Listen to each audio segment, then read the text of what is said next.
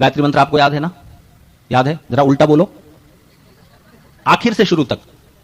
अरे नहीं, बोल सकते हैं, जरा सा मेरे साथ कोशिश कीजिए। प्रचोदयात् नः यः धियः, यूं ही तो है ना? धीमहि देवस्य भर्गः, यही है ना? स्वः भुवः भू, यही है ना? अगर दो लोग इसको याद करेंगे, एक सीधा और एक उल्टा, और तीसरा याद करेगा बीच से शुरू करके आखिर तक, भर्गो देवस्य धीमहि धियो यो नः प्रचोदयात्, और फिर उल्टा प्रचोदयात् नः यः धीमहि देवस्य भर्गः, और एक करेगा स्व भुवः भू भू भुवः स्व। चार तरीके हो गए। एक याद करेगा इस तरह से, भूर्भुवः भुवः स्व तत्सवितु सवितुर्वरेण्यम वरेण्यम भर्गः। कैसे बोल रहा हूं, समझ रहे हैं आप? दो शब्द बोले, पहला वाला छोड़ दिया, दूसरा और तीसरा बोला, फिर दूसरा छोड़ दिया, तीसरा और चौथा बोला। भूर्भुवः भुवः स्व तत्सवितु सवितु वरेण्यम वरेण्यम भर्गः भर्गो देवस्य देवस्य धीमहि। 8 लोग 8 अलग अलग तरीकों से याद करेंगे, और गुरु पूर्णिमा के दिन सब मिलकर बैठेंगे और अपने अपने पाठ सुनाएंगे।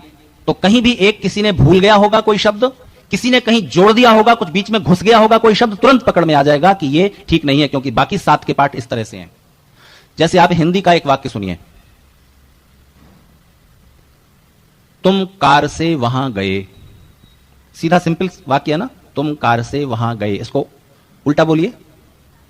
हां, गए से गए, वहां से कार तुम, ठीक है? अब इसका जटा पाठ करो, तुम वहां वहां कार तुम वहां वहां तुम, ये जटा पाठ होता है। पहले 2 शब्द सीधे बोले, फिर उल्टा बोला, फिर सीधा बोला, फिर पहला छोड़ दिया, दूसरा तीसरा बोला।